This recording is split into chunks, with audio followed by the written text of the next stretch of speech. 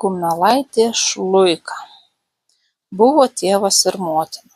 Turėjo jie 9 sūnus. 8 buvo protingi, o 9 Jonui kažko trūko. Ir turėjo jie didelės pievas.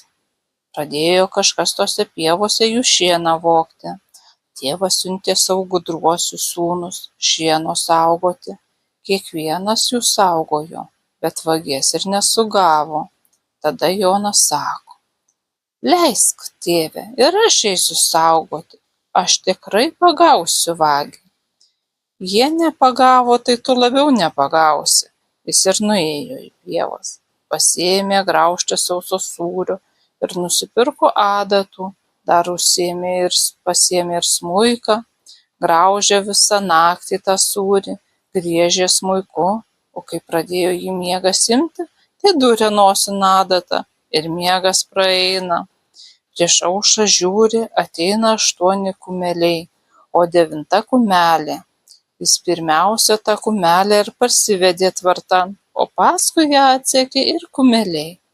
Tie kumeliai buvo labai gražūs, aukso karčiais, o kumelė labai liesa, todėl ją ir praminė Šluika. Jonas, parėjęs namo, atsigulė ir užmigo. Atėjęs tėvas klausė: ar buvai vagę saugoti? Buvau, tėve. Ar pagavai vagį? Pagavau. O kur tas vagis? Tvartan uždarytas. Nuėjo visi tvartan pasižiūrėti, ogi nepaprasto gražumo arkliai. Tada visi broliai pasidalino po kumelį, o tam kvailiui paliko Šluiką. Gavo tokius gražius arklius, broliai užsimanė pasaulio pažiūrėti. Kvailys prašėsi, kad ir jį kartu leistų. Tėvas nenorėjo leisti. Ta Šluika tavęs nė pusės kelio nenuneš. Bet Jonas vis dėlto išsiprašė. Užsisėdo Jonas ant savo Šluikos ir sako: nešk mane ten, kur mano broliai nujojo. Ir Šluika per pusę valandos pasivijo brolius, o jie jau buvo joję 2 dienas. Tada broliai jam sako: nesisakyk, kad esi mūsų brolis, mums bus gėda, sakykis, kad esi mūsų tarnas. Jie jojo, prijojo vieną karalystę, kur karalienė turėjo 9 dukteris. Joną paliko arklius saugoti, o patys nuėjo pirkion.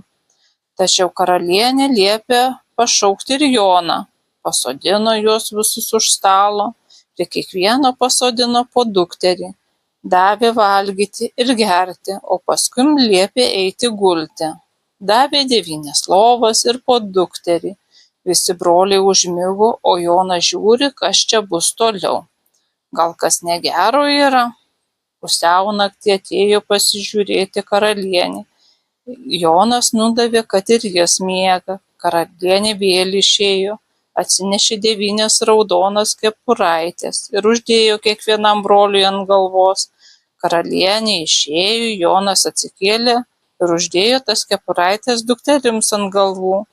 Pravėrė karalienės duris ir sako: karde, pats kertantis, nukapok raudonas galvas. Ir kardas nukapojo visų dukterų galvas.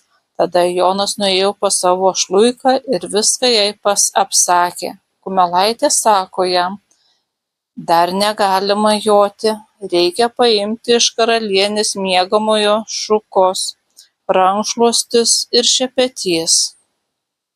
Tik reikia skubėti, nes karalienė užmigo tik 1 valandai. Kai paimsi tuos daiktus ir josite, karalienė jūs vysis. Baigiant prisivyti, mesk pro petį šukas, pasidarys akmenynas. Kol karalienė jį pereis, jūs toli nujosite. Kai vėl jūs prisivys, mesk šepetį, pasidarys miškas. Kol jį prasiskins sau kelią, jūs jau toli nujosite. Kai vėl jūs prisivys, taikyk jai užmesti ant kaklo rankšluostį. Jei nepataikysi, visi pražūsit. Jonas paėmė tuos daiktus, tada pažadino savo brolius ir užsėdęs ant arklių išjojo. Nenujojo ji nė 3 dalies kelią, klauso, atūžė. Tada Jonas metė šukas, pasidarė akmenynas. Karalienė atsinešė kastuvą, pasidarė sau kelią ir vėl pradėjo juos vytis.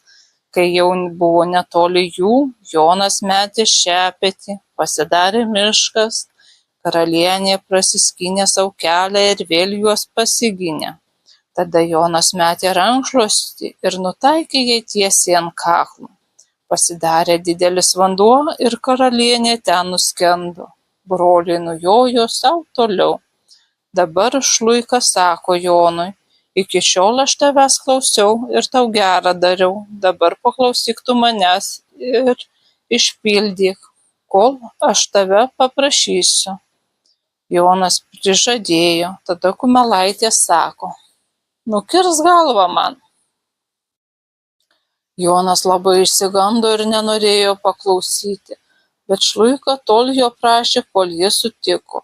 Kai jis nukirto jai galvą, iš lūpos išėjo graži jauna moteris. Tada ji jam papasakojo, kad toji pati karalienė ją buvusi pavertusi į šluiką, o 8 jos sūnus į kumelius.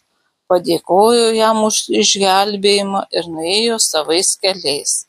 Jonas grįžo pas savo brolius, norėdamas prašyti, kad jie paimtų jį ant savo arklių.